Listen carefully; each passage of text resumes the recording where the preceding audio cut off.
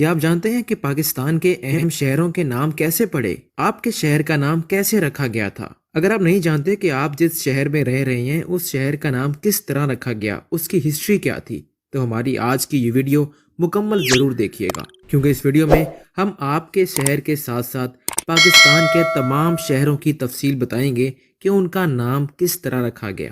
تو اس ویڈیو کو آخر تک ضرور دیکھیے گا۔ اسلام آباد، اس کا نام مذہب اسلام کے نام پر اسلام آباد رکھا گیا۔ راول پنڈی، یہ شہر راول قوم کا گھر تھا۔ چودھری جھنڈے خان راول نے 15ویں صدی میں باقاعدہ اس کی بنیاد رکھی۔ کراچی، تقریباً 220 سال پہلے یہ ماہی گیروں کی بستی تھی۔ کلاچو نامی بلوچ کے نام پر اس کا نام کلاچی پڑ گیا، پھر آہستہ آہستہ کراچی بن گیا۔ 1925 میں اسے شہر کی حیثیت دی گئی۔ 1947 سے 1949 تک یہ پاکستان کا دارالحکومت رہا۔ لاہور، ایک نظریے کے مطابق ہندوؤں کے دیوتا راما کے بیٹے لاوا کے بعد لاہور نام پڑا۔ لاوا کو لو سے پکارا جاتا تھا اور لو کے لیے تعمیر کیا جانے والا قلعہ لو آور سے مشہور ہوا، جس کا واضح معنی لو کا قلعہ تھا۔ اسی طرح صدیاں گزرتی گئیں اور پھر لو آور لفظ لاہور میں بدل گیا۔ حیدرآباد، اس کا پرانا نام نیرون کوٹ تھا۔ کلہوڑوں نے اسے حضرت عیسیٰ علیہ السلام کے نام سے منسوب کر کے اس کا نام حیدرآباد رکھ دیا۔ اس کی بنیاد غلام کلہوڑا نے 1768 میں رکھی۔ سکھر، سکھر شہر ایک قدیم شہر ہے۔ اس کا نام سکھر شاید پراکرت زبان کا لفظ ہے، یعنی راہ پر پیش سے، جس کا مطلب ہے آلہ۔ اس کا یہ نام شاید اس وجہ سے پڑا ہو کہ سندھ کا حکمران طبقہ یہیں پر ہوتا تھا۔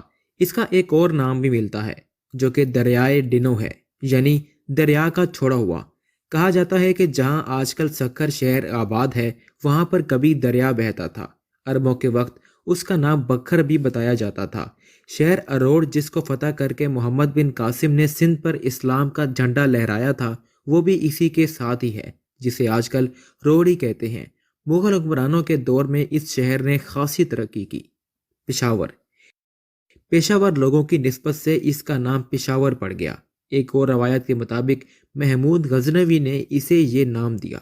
جیکب آباد، جیکب آباد انگریز حاکم جنرل جان جیکب کے نام سے موسوم ہے۔ اس سے قبل یہ علاقہ خان گڑھ کہلاتا تھا، لیکن علاقے کے لیے انگریز جرنیل کی خدمات کے عوض اس علاقے کو جیکب آباد کا نام دیا گیا۔ کوئٹہ، لفظ کوئٹہ کواٹا سے بنا ہے، جس کے معنی قلعے کے ہیں۔ بگڑتے بگڑتے یہ کوئٹہ سے کوئٹہ بن گیا۔ ٹوبہ ٹیک سنگھ، اس شہر کا نام ایک سکھ ٹیکو سنگھ کے نام پہ ہے۔ ٹوبہ تالاب کو کہتے ہیں۔ یہ درویش صفت سکھ ٹیکو سنگھ شہر کے ریلوے اسٹیشن کے پاس ایک درخت کے نیچے بیٹھا رہتا تھا اور ٹوبہ یعنی تالاب سے پانی بھر کر اپنے پاس رکھتا تھا اور اسٹیشن آنے والے مسافروں کو پانی پلایا کرتا تھا۔ سعادت حسن منٹو کا شہرۂ آفاق افسانہ ٹوبہ ٹیک سنگھ بھی اسی شہر سے منسوب ہے۔ سرگودا، یہ سر اور گودا سے مل کر بنا ہے۔ ہندی میں سر تالاب کو کہتے ہیں۔ گودا ایک فقیر کا نام تھا جو تالاب کے کنارے رہتا تھا، اسی لیے اس کا نام گودے والا سر بن گیا۔ بعد میں سرگودا کہلایا۔ 1930 میں باقاعدہ آباد ہوا۔ ملتان، کہا جاتا ہے کہ اس شہر کی تاریخ 4000 سال قدیم ہے۔ البیرونی کے مطابق اسے ہزاروں سال پہلے آخری کرتسگیا کے زمانے میں آباد کیا گیا۔ اس کا ابتدائی نام کیسا پور بتایا جاتا ہے۔ فیصل آباد، اسے ایک انگریز سر جیمز لائل نے آباد کیا، جس کے نام پر شہر کا نام لائل پور تھا۔ بعد ازاں سعودی فرمانروا شاہ فیصل شہید کے نام سے موسوم کر دیا گیا۔ رحیم یار خان، بہاولپور کے عباسیہ خاندان کے ایک فرد نواب رحیم یار خان عباسی کے نام پر یہ شہر آباد کیا گیا۔ بہاول نگر، بہاول نگر ماضی میں ریاست بہاولپور کا ایک ضلع تھا۔ نواب سر صادق محمد خان عباسی خامس پنجم کے مورث اعلیٰ کے نام پر بہاول نگر نام رکھا گیا۔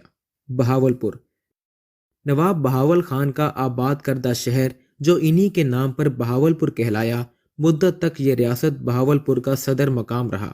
پاکستان کے ساتھ الحاق کرنے والی یہ پہلی ریاست تھی۔ 1 یونٹ کے قیام تک یہاں عباسی خاندان کی حکومت تھی۔ عبدالحکیم، جنوبی پنجاب کی ایک روحانی بزرگ ہستی کے نام پر یہ قصبہ آباد ہوا، جن کا مزار اسی قصبے میں ہے، ساہیوال۔ یہ شہر شاہی قوم کا مسکن تھا، اسی لیے ساہیوال کہلایا۔ انگریز دور میں پنجاب کے انگریز گورنر منٹ گمری کے نام پر منٹ گمری کہلایا۔ نومبر 1966 میں صدر ایوب خان نے عوام کے مطالبے پر اس شہر کا پرانا نام یعنی ساہیوال بحال کر دیا۔ سیالکوٹ 2000 قبل مسیح میں راجہ سیالکوٹ نے اس شہر کی بنیاد رکھی۔ برطانوی عہد میں اس کا نام سیالکوٹ رکھا گیا۔ گجراوالا ایک جاٹ ثانی خان نے اسے 1365 میں آباد کیا اور اس کا نام خان پور رکھا۔ بعد ازاں امرتسر سے آ کر یہاں آباد ہونے والے گوجروں نے اس کا نام بدل کر گجراوالا رکھ دیا۔ شیخو پورہ مغل حکمران نور الدین سلیم جہانگیر کے حوالے سے آباد کیے جانے والا شہر ہے۔ اکبر اپنے چہیتے بیٹے کو پیار سے شیخو کہہ کر پکارتا تھا اور اسی کے نام سے شیخو پورہ کہلایا۔ ہڑپا یہ دنیا کے قدیم ترین شہر کا اعزاز رکھنے والا شہر ہے۔ ہڑپا ساہیوال سے 12 میل کے فاصلے پر واقع ہے۔ کہا جاتا ہے کہ یہ موہنجو دڑو کا ہم عصر شہر ہے جو 5000 سال قبل اچانک ختم ہو گیا۔ رگے وید کے قدیم منتروں میں اس کا نام ہری روپا لکھا گیا ہے۔ زمانے کی چال نے ہری روپا کو ہڑپا بنا دیا۔ ٹیکسلا گندھارا تہذیب کا مرکز ہے۔ اس کا شمار بھی دنیا کے قدیم ترین شہروں میں ہوتا ہے۔ یہ راولپنڈی سے 22 میل کے فاصلے پر واقع ہے۔ 326 قبل مسیح میں یہاں سکندر اعظم کا قبضہ ہوا۔ پتوکی پاکستان کا واحد شہر ہے جس میں پھولوں کی مارکیٹ ہے، اسی وجہ سے اس شہر کو پھولوں کا شہر بھی کہا جاتا ہے۔ مظفر گڑھ والی ملتان نواب مظفر خان کا آباد کردہ شہر ہے۔ 1880 تک اس کا نام خان گڑھ رہا۔ انگریز حکومت نے اسے مظفر گڑھ کا نام دیا۔ میاں والی ایک صوفی بزرگ میاں علی کے نام سے موسوم شہر میاں والی 16ویں صدی میں آباد کیا گیا تھا۔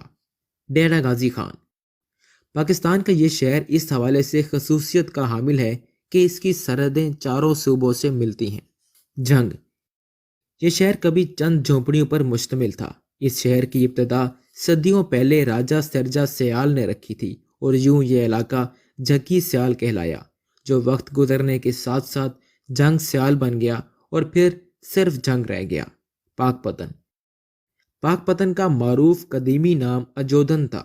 بعض روایات کے مطابق اسے کٹورا کہا جاتا تھا جو بابا فرید کی آمد سے پہلے ہندوؤں کا مقدس شہر تھا۔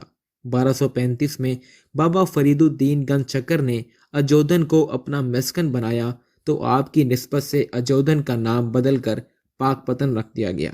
عارف والا 19ویں صدی عیسوی تک عارف والا ایک چھوٹا سا گاؤں تھا جس کو چک 61 بھی کہتے تھے، جس کا نام بعد میں وہاں کے مشہور ذمہ دار عارف کے نام پر عارف والا رکھا گیا۔